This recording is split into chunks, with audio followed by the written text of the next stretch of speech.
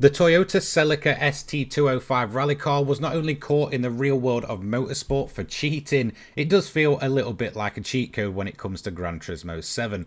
An absolute bargain of a vehicle and one that can perform incredibly well almost anywhere. Originally made famous for its feats in Group A rallying, this was one of the biggest and best cars to ever do it, and did even manage to get itself caught in some cheating controversy, and then spawned itself into the world of video games as one of the most iconic motorsport vehicles to ever exist, thanks to the likes of Sega Rally.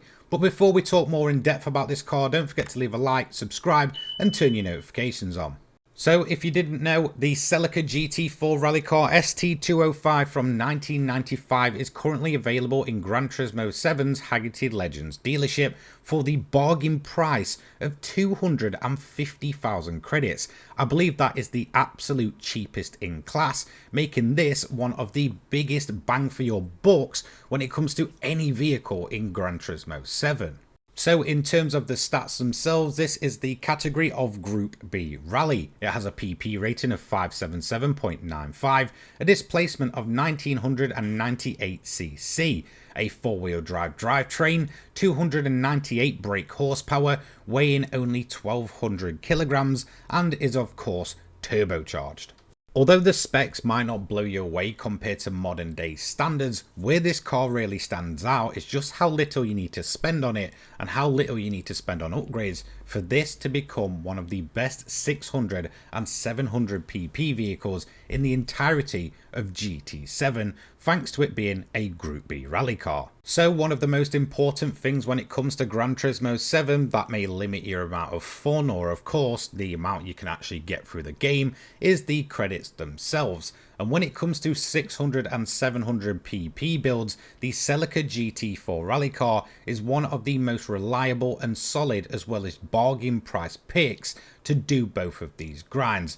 Of course, I'm talking about the Tokyo Expressway 600 and the Circuit della South WTC 700. And that's where this car becomes insanely handy. It's an absolute rocket for both of these events on a very strict budget. So let's head over, review and talk about the history of this car. And that's exactly where we're going to start, as I will be doing this car a little bit of an injustice if I didn't touch on its real world motorsport heritage and of course the history behind this thing. When it comes to the early 90s and the world of rallying, the Celica nameplate was one of the most famous of them all. Of course, their models going up against the likes of Lancia, Subaru and many more, and quite often coming out on top. It really did cement itself as a legend, but eventually the ST185, which is of course perhaps one of the most famous models of the Celica, did end up a little bit aged, so along came the ST205 to go ahead and replace it. So after the Celica nameplate rolled itself into the history books as one of the most famous rallying cars to ever exist,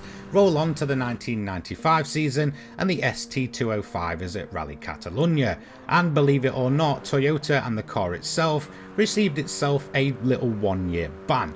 And honestly, if you look into this, it's pretty damn impressive. They were basically running a turbocharged restrictor bypass, which basically, in other words, gave them a ton more power to play with. It was honestly so well hidden that the car would seem restricted. However, a few minor changes and all of a sudden that turbo bypass was there and the car just wasn't restricted, of course giving it more power, and eventually at Rally Catalunya, Toyota Europe did end up getting found out and themselves and the Celica were banned for a year. However, that may have muddied its real world motorsport heritage. The car did end up becoming an absolute icon of video games, of course being made even more famous in the video game world by the likes of Sega Rally, as well as of course the Gran Turismo series, which has heavily featured this car over the years. It's become a cemented legend in Japanese racing games. So honestly, what makes this car stand out from a lot of the other Group B cars in Gran Turismo 7? And one thing I'm going to touch on straight away is of course the very cheap price point. 250,000 credits is absolute peanuts in this game, considering a lot of some of the best, most legendary vehicles will cost you upwards of 20 million credits, which is a ridiculous amount. This car will cost you literally nothing. and only requires a few minor upgrades to get it running in 600 and 700 pp form and being one of the most reliable grinding cars in the entire game, thanks to it falling in that Group B rally class. So with that very low price point, this actually makes it, I believe, the cheapest Group B rally car in game, and that makes it automatically in one of the best in-game classes in the entirety of GT7. In fact, this car was so cheap that I picked two of them up straight away, one in 600 form and one in 700 form when they were first released. Since then, they've gone on to be two of the most reliable bargain builds I've ever ran in GT7, surviving pretty much every single update and earning me millions of credits. Overall, if you want to bag yourself a bargain that can pretty much run perfectly and ideally at 600 and 700 pp ranges, then honestly this is probably the car for you. You'd be hard pressed to find anything that can perform as well at those ranges for such little credit output. Now, as you can see, we've just ran the standard version around the Nordschleife. It sits in the 600 pp category, and it does actually come in slightly slower than the more modern Subaru Impreza rally car, and that's honestly to be expected. A time of 7 minute 27.266 really means this car is absolutely no slouch, especially considering when they actually get added in game as standard, they're running dirt suspension setups as well as incredibly short gears. But once again, I don't fine tune for these stock reviews. So whilst the standard version might not blow your socks off, what will is when it comes to this car fully upgraded, and this is where this vehicle comes absolutely into its own. So there's a huge hidden advantage to this car, and it's actually to do with the PP rating. Now the car you're seeing here is actually running on racing softs, and it sits very low in that 700 pp range.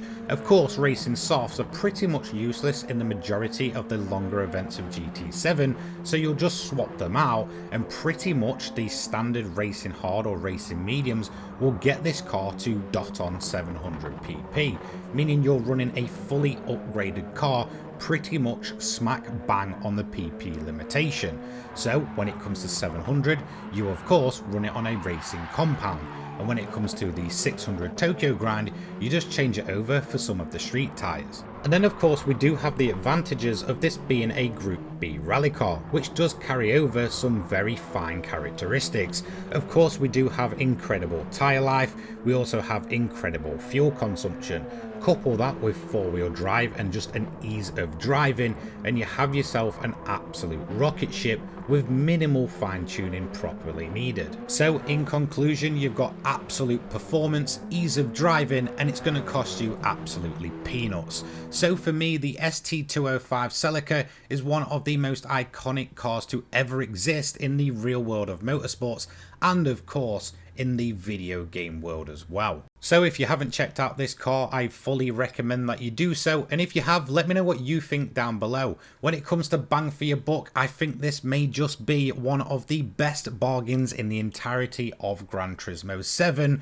20 million credits, absolutely not needed. I just want to give a huge thank you to all of my channel members. If you do wish to join, it's massively appreciated, and a big thank you to you guys watching at home. Take care guys, peace.